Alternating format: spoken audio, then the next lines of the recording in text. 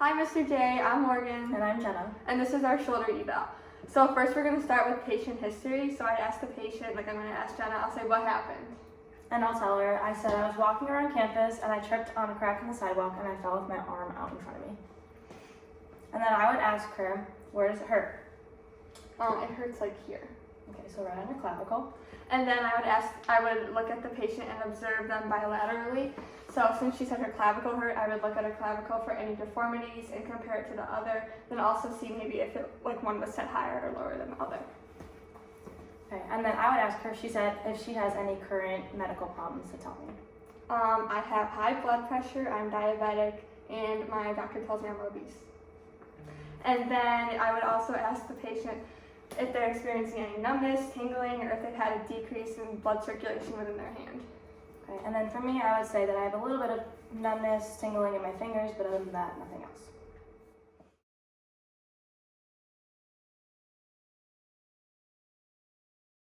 Okay, now we're going to do bony palpations. So first we're going to start with the acromion, which is the extension of the spine of the scapula. So I'm going to find the spine of the scapula on my patient and then come out to right about here. And this is where the acromion process would be. And then I'm also going to do the spine of the scapula while I'm back here. So I'm actually going to have my patient turn a little bit, just like that. And then I'm going to bring their arm back and bend like this. This just exposes the scapula more, as you can see. So down here is the inferior ankle of the scapula. And then as we go this way, this is the medial border. And then up here is the superior ankle of the scapula. And then out here is the lateral border of the scapula. And don't be afraid to really dig in there. Okay. And then lastly, I'm going to palpate the humerus on my patient. So the humeral head is up here. So I'm going to start up here and then go down like so to about the elbow. Like that.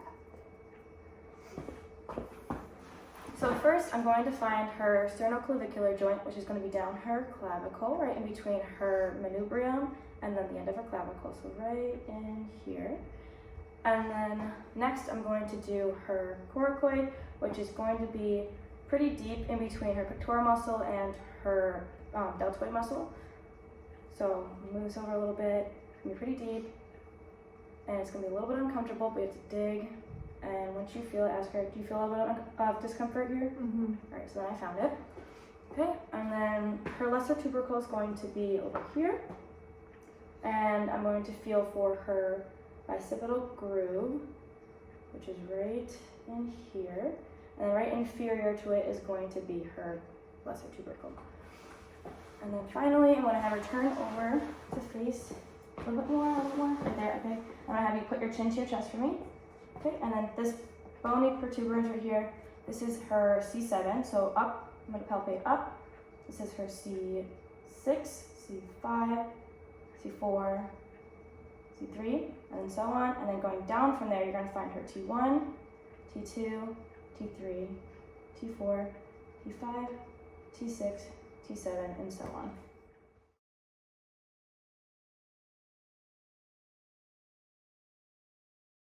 Okay, now I'm going to perform percussion of all the bones that we just palpated. So percussion testing is used for fracture testing and is done before fracture test, and usually patients that are positive for a fracture will experience pain with percussion. So for percussion, I'm going to take my index finger and my middle finger and apply some firm taps like so to the patient's bone.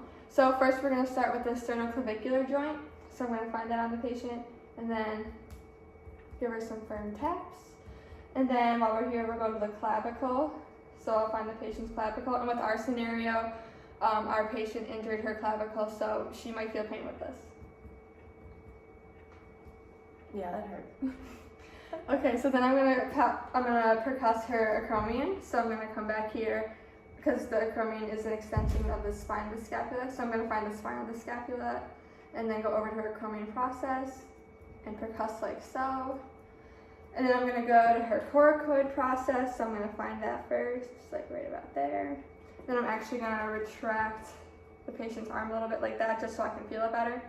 And then I'm going to percuss like so. And then I'm going to go back to the spine of the scapula and percuss that bone. So again, applying firm taps all the way across. Alright, now I'm gonna percuss the patient's lesser tubercle. So I'm gonna go over here and find it. It's right about there. And then I'm gonna take my 2 fingers and tap it, like so. And then I'm gonna go and percuss the patient's humerus. It's right about here. You can go up and down it, like so. And then I'm gonna have the patient turn,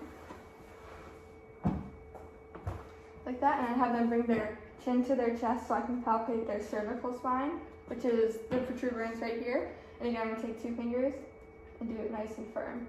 And I can go up to more cervical vertebrae, or I can go down and start to percuss her thoracic vertebrae. Okay, so the next part of fracture testing is going to be using the tuning fork.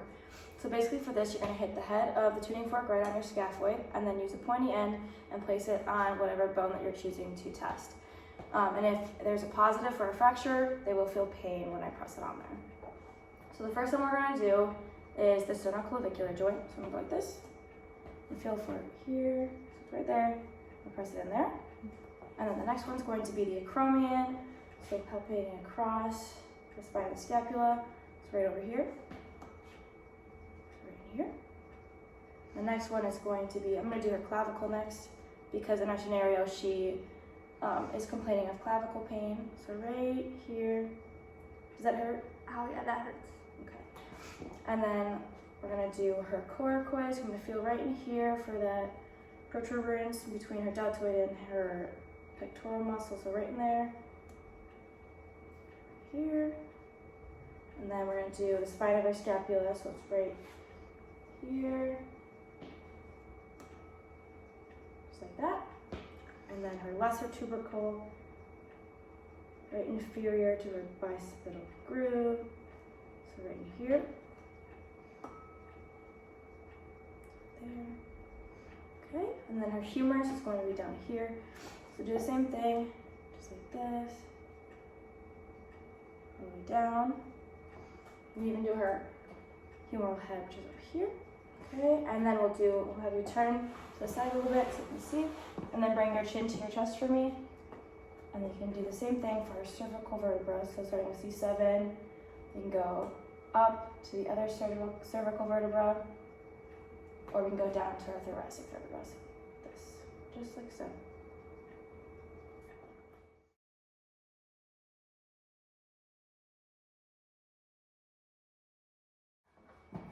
Okay, so the next thing that we're going to do is we're going to palpate for the ligaments. So I'm going to start with the AC ligament. So I'm going to find the acromion process here, and then the clavicle right here, and that gap right here, you can feel the AC ligament right in between. Okay, so then I am going to palpate the coracoacromial ligament. So I'm going to find the coracoid process, which is right in there. And we're going to use the acromion process again, which is right up here, and that ligament can be felt and palpated right in between those two here.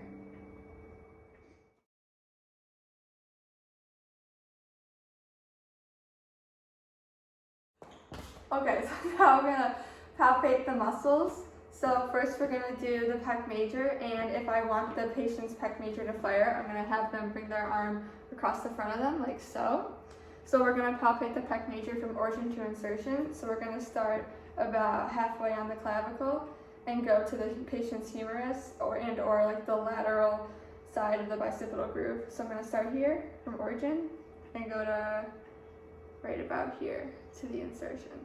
So then next, I'm gonna palpate the rotator cuff tendons, and I'm gonna wanna pull the patient's arm back like so, because I wanna expose the greater tubercle.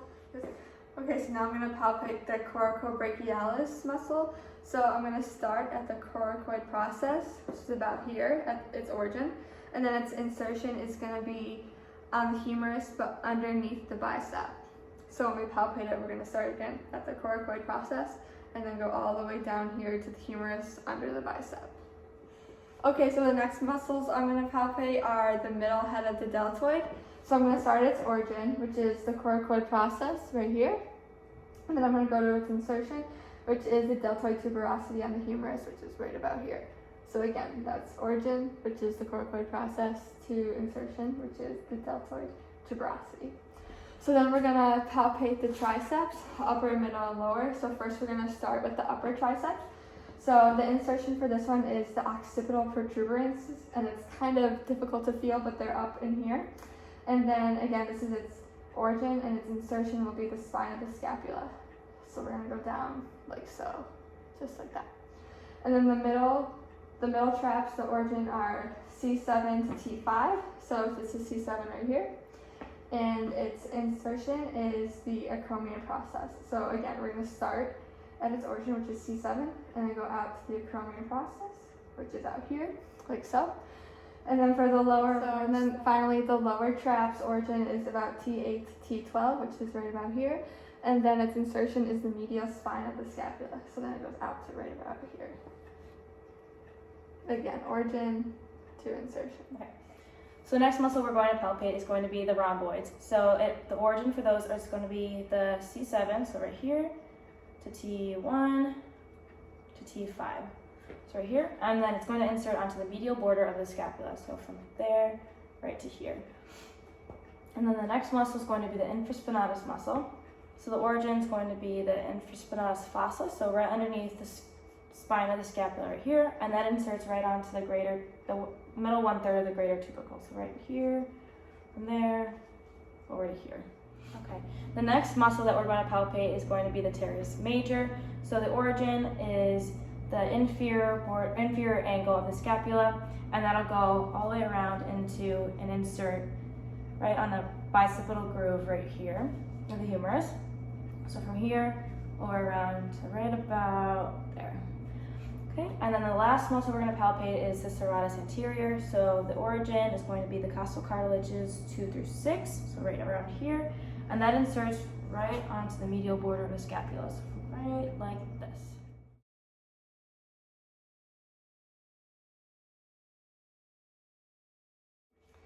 Okay, so now I'm gonna palpate the subacromial bursa, which you actually can't palpate. However, if it was inflamed or irritated, the patient would feel pain and or be uncomfortable if I were to palpate anteriorly, right here like so, where the bursa is located. And the bursa is under the acromion and above the supraspinatus tendon. And again, that's right here.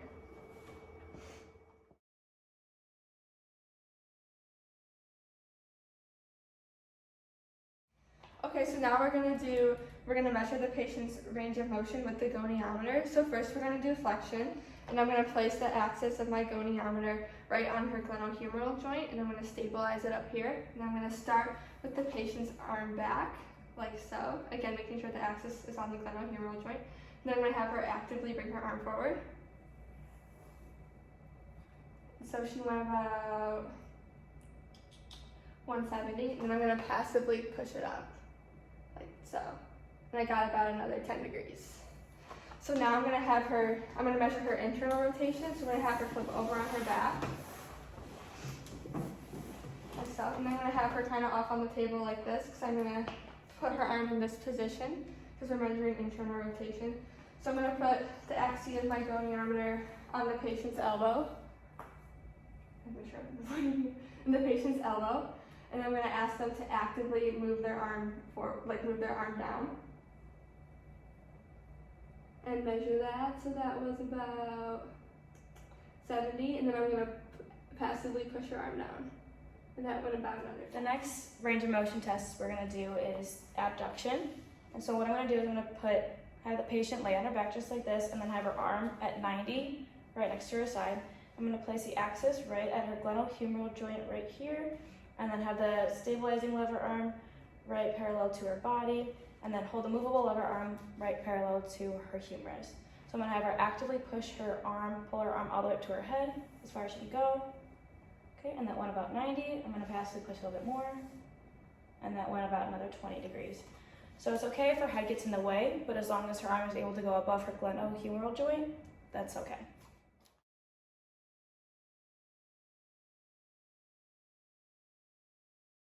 So now we're going to do ligamentous testing, and we're going to perform the stress test on the glenohumeral joint. And we're going to do the anterior and posterior drawer. So to start off with the anterior drawer, I'm going to want to stabilize the scapula. So I'm going to put my thumb on the coracoid process, like so. And then I'm going to stabilize the body of the scapula with the rest of my hand back here. And then I want to apply a posterior force on the humerus because we want it to glide up for the anterior drawer test. So I'm going to take my hand like this and apply that force on the humerus like so.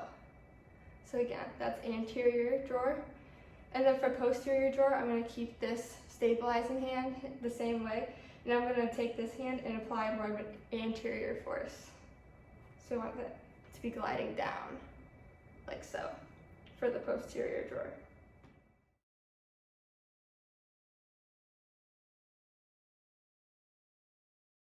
Okay, so now we're going to muscle test the triceps. So first, to emphasize the long head, I'm going to have the patient sitting on the table like so, and I'm going to want to have them bring their arm overhead. Again, this will emphasize the long head of the triceps.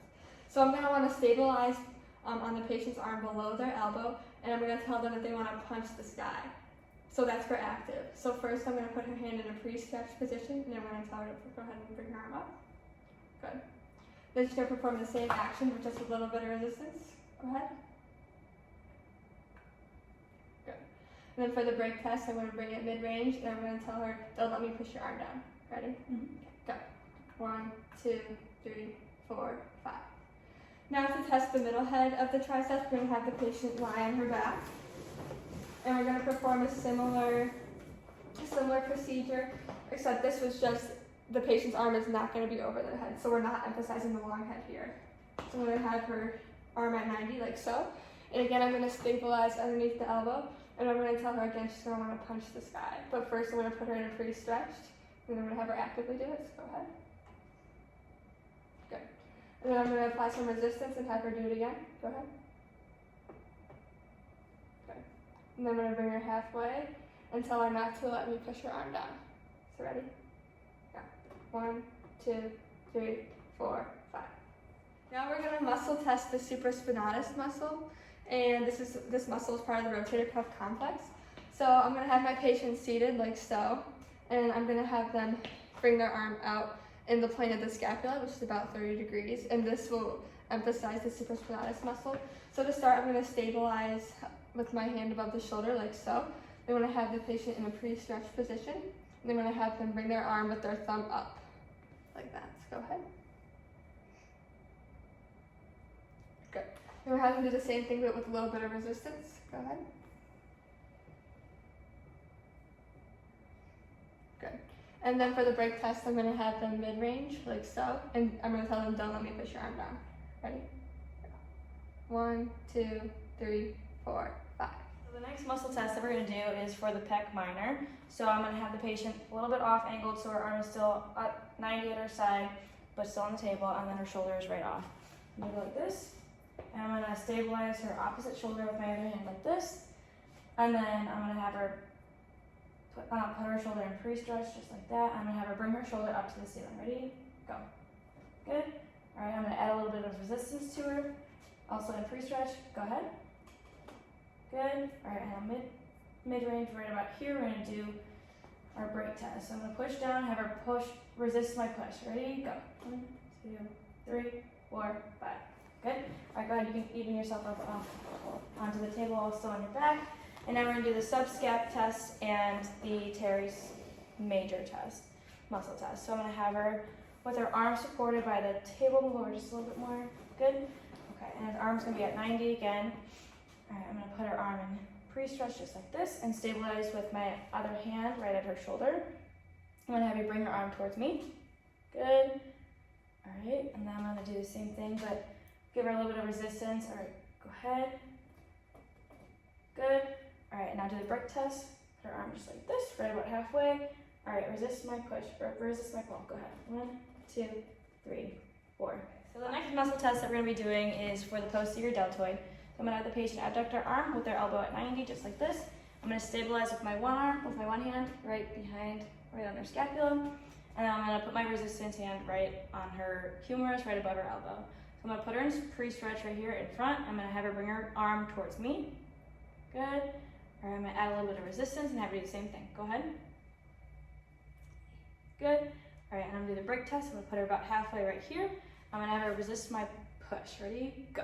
1, 2, 3, 4, 5. Good. All right, now I'm going to have her lie on her stomach. The next test we're going to do is for the rhomboids. So I'm gonna have her put her arm off the table just like this, and then right at 90 with her thumb, with her hand externally rotated towards me. And I'm gonna stabilize her right on her scapula right here. I'm gonna have her try to bring her arm, put her pre-stretch right here, and I'm gonna have her bring her arm up towards the sky. Go ahead. Good. All right, now I'm gonna add a little bit of resistance to her, also in pre-stretch. Go ahead. Good. And then the break test right about here. All right, I'm gonna do the same thing as I did for the other test. Ready? I'm gonna push down, you have to resist my push. Go ahead. Good.